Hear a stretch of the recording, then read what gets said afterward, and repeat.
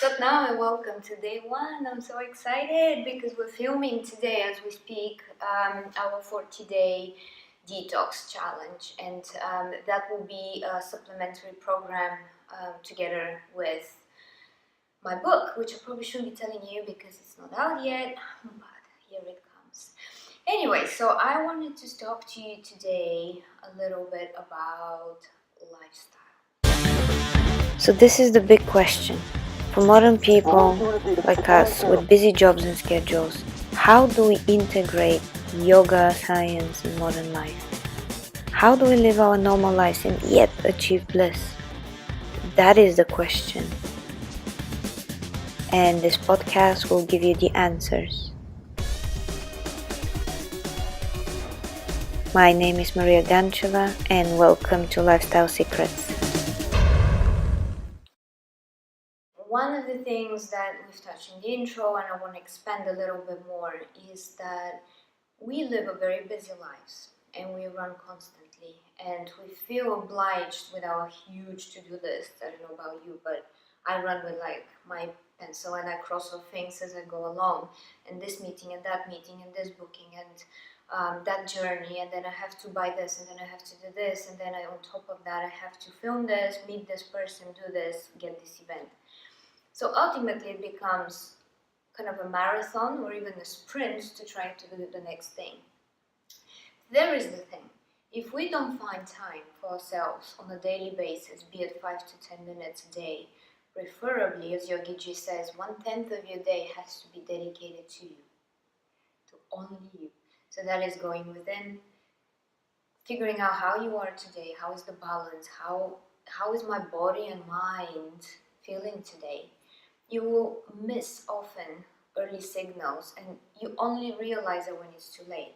So often we fall sick, we get colds, we get fever, and we start thinking, why is this happening to me? I'm so busy, I don't have time for this. The thing is, the body is the effect, the body is the aftermath. It shows the result of your living. So if your immune system is low, if you're tired, your energy is very low, if your mind is constantly cluttered with thoughts and emotions, and you kind of spread around instead of contained and feeling strong and grounded, then it's very likely that the body will react to this. And this is usually a state where we start getting depressed, where because we have so much going on in our heads, we don't see further. And usually a sign of depression is when you don't see something more positive, something more driving, something that you strive towards. And yoga is where you actually can achieve that balance, where you take your daily life and you combine it with the yogic practice. If you manage to do a daily practice every single day, it can be just a meditation, it can be a kriya, it can be something, whatever you fancy. But every single day, precisely at the same time, would be even ideal. Be it in the morning, be it in the evening, everybody is different, it doesn't matter.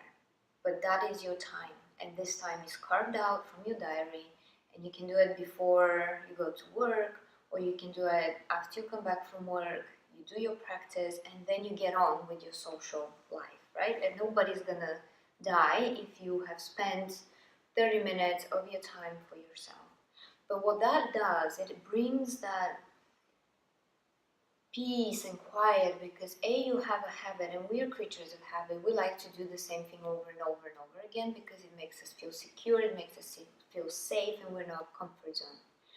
So coming up with such a habit can really enhance your practice, but also changes your chemistry. So when we practice Kundalini Yoga, we balance the whole hormonal system.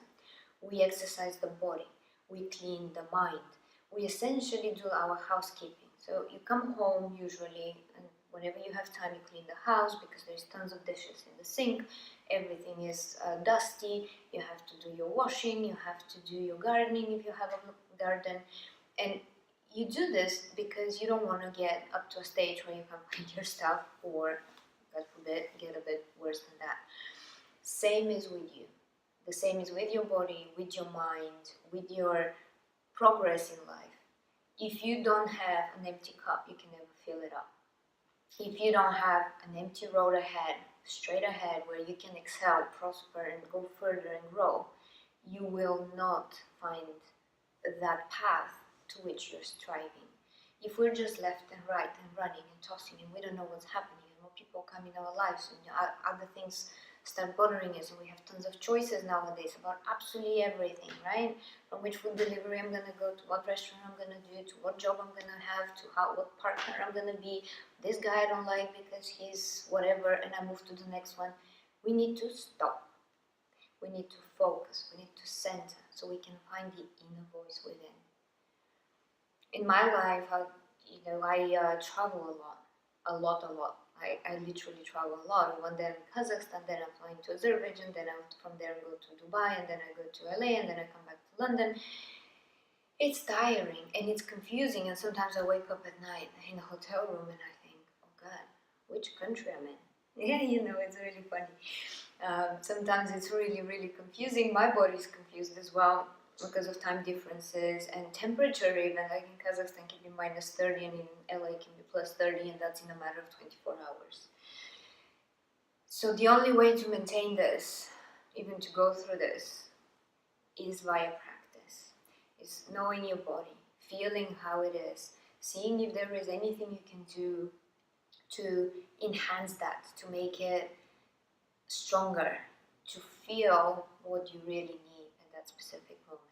Sometimes we need heavier food so we feel warmer, grounded, for example, in the winter. Sometimes we feel like we actually need to sleep, no matter what our schedule is, no matter how much stuff we need to do. We need to learn to respect ourselves, our bodies, and to also know what to do in every specific moment. So one is building the awareness of me as a unit, me as a one, my soul, my mind, my ego, my body, all my 10 bodies are one. And then from there, with my awareness, knowing if something's wrong, if something needs attention, if I need to address something specifically right now, in this moment, I also should know what to do. And Kundalini is beautiful, and I'm always grateful for finding it, because that's a massive tool. If you imagine you have that big box full of tools, and you have everything in there, finding a relationship, getting better at my work, sleeping better, being healthy, looking great, being radiant, whatever you want, it's there. Yeah, but you need to learn to use it and implement it in your daily life. A simple example will be, I get on a plane and maintain my hydration. I try to notice how my body feels, and I do breathing. I try to enhance my prana, my energy, so that I can go through that massive motion that flying basically consists, without having the distractions of doing 10 things at the same time. I used to type my notes, I used to answer all the emails, I used to read a book, then I used to, you do tons of things simultaneously. Body is confused, mind is confused. No. You stay within, and once there is one action, you focus on that action. If it's traveling, then you stay within and you focus on how that affects you. So you will do a special breath to maybe relax you down and sleep. You may do one to wake you up and keep you up because you need to continue once you land. But this is incorporating it. Yeah.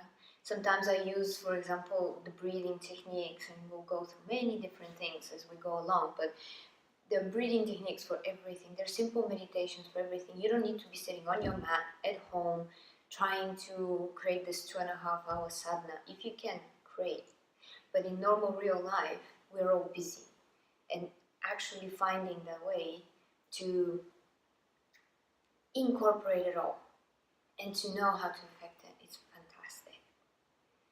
So I would say bottom line from our today's lesson is find that time for yourself.